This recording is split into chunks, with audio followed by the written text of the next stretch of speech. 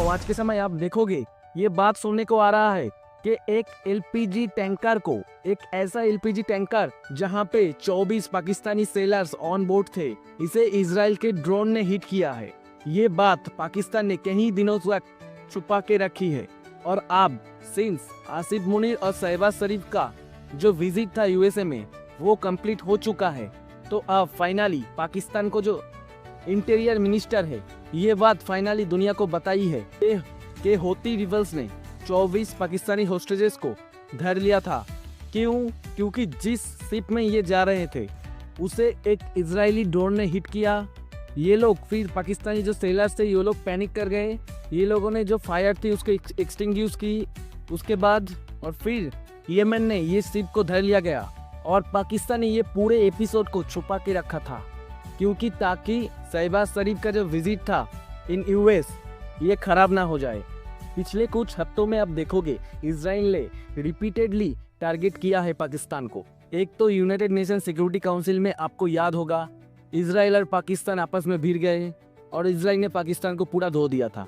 Israel ने United nation security council में ये कहा पाकिस्तान जो भी कहें कभी भी ये लोग ये फैक्ट नहीं बदल पाएंगे कि ओसामा बिन लादेन तुम्हारी धरती पर मारा गया। सीधा direct attack by Israel to Pakistan. और जैसे मैंने आपको पहले बताया था पाकिस्तान सऊदी अरबिया का जो डिफेंस पैक है और जिसे और भी मुस्लिम कंट्रीज ज्वाइन करने वाला है, ये बनने से ही, इसके सामने आने से ही ना पाकिस्तान अब इजराइल के टारगेट लिस्ट में आ चुका है। आप कह सकते हैं पाकिस्तान को फाइल को इजराइल ने उतना क्लोजली देखा नहीं पिछले 10 सालों में, बट सडनली मोसाद के लिस्ट में, इजराइल के डिफेंस मिनिस्ट्री के लिस्ट में पाकिस्तान एक काफी बड़ा थ्रेट बन के उभर चुका है।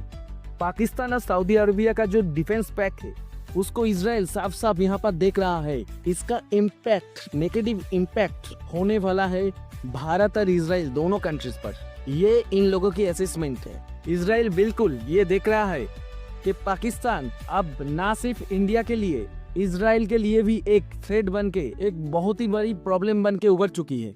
अब इजराइल टेस्ट करेगा कि पाकिस्तान किस हद तक गल्फ वॉर में इन्वॉल्व होने का तैयार है। इजराइल लॉन्ग प्लानिंग करता है। I would not be surprise कि ये लोग पाकिस्तान को लेकर अगर 5 इयर्स या 10 इयर्स का एक प्लान बनाना स्टार्ट कर दिया होगा जिसमें ये पाकिस्तान को लोअर करेंगे। और लोअर करने से मेरा मतलब ये है कि पाकिस्तान पे इस टाइप पर डिप्लोमेटिक अटैक और साथ ही साथ military attack, all this thing this is bound to happen.